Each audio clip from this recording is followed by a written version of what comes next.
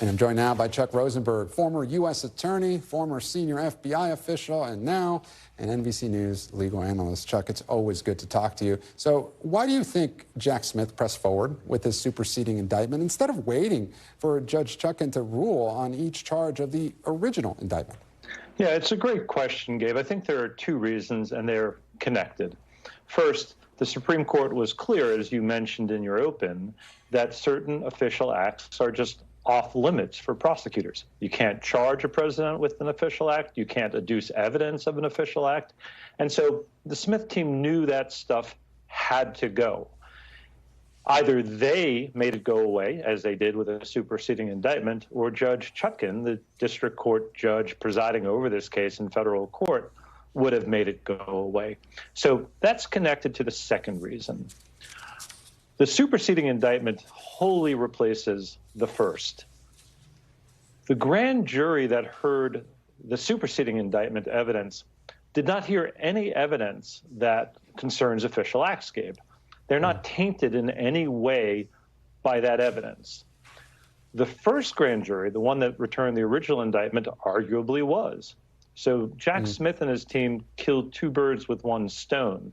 They redact from the new indictment anything that the Supreme Court has said is off limits.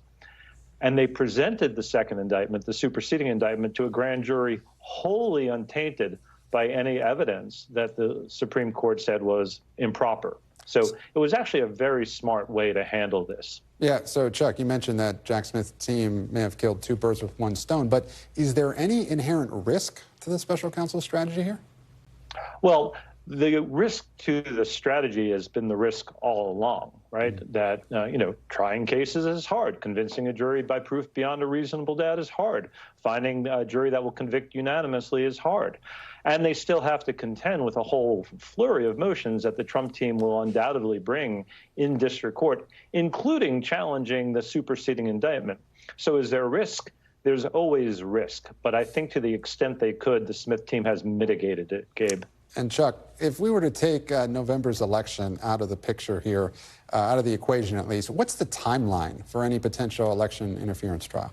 It's a long timeline, months and months and months. There's a whole bunch of battles yet to be fought in district court about this indictment. So if you're asking whether this can be tried before the election, the answer is absolutely not. Can it be done within, the next year, year and a half? Certainly, but that will also turn on whether or not Mr. Trump regains the White House. If he does, I expect that he will order that the cases against him be dismissed. And turning now to some of Jack Smith's other actions on Monday, what comes next in his effort to reinstate the classified documents case against Trump?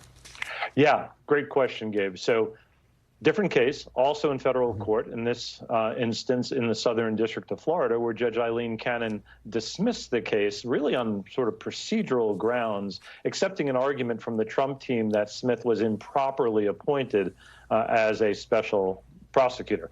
I think she's wrong as a matter of law.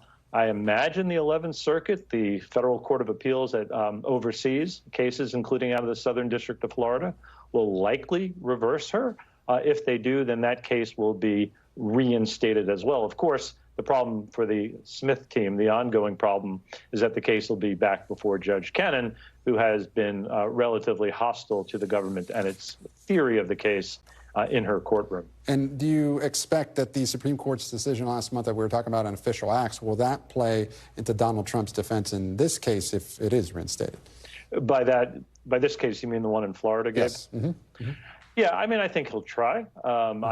If I were his lawyer, I would probably take a swing at that. But, it really does not involve the same set of facts and circumstances that you find in the federal case in the District of Columbia. So I don't think the immunity decision in Florida gains much traction. But then again, Judge Cannon has been a bit of a wild card. And so my official legal answer is you never know. And Chuck, before I let you go really quickly, because I know you have a crystal ball, of course, in your home, and I know you love looking into it. If you had to guess at this point, as of today, which federal case against Donald Trump do you think will head to trial first? Well, my sense of it, Gabe, is that Judge Chutkan is just a much better judge. And by that I mean in managing her docket, making decisions, making good decisions, and keeping the case moving. Look, judges like airline pilots and dentists and plumbers, come in all shapes and sizes. Some are good at their job, some are not good at their job. I would always like a good judge. Even if she rules against me, at least she rules. And Judge Chutkan has proved to be able to manage her docket. So not really a crystal ball per se, Gabe, but a sense that the case that will move most quickly is the case with the best judge. Chuck Rosenberg, thank you so much for your time. We always appreciate your expertise. And up next, the Harris campaign hits the trail and hits Trump and Project 2025. The panel's next. You're watching Meet the Press Now.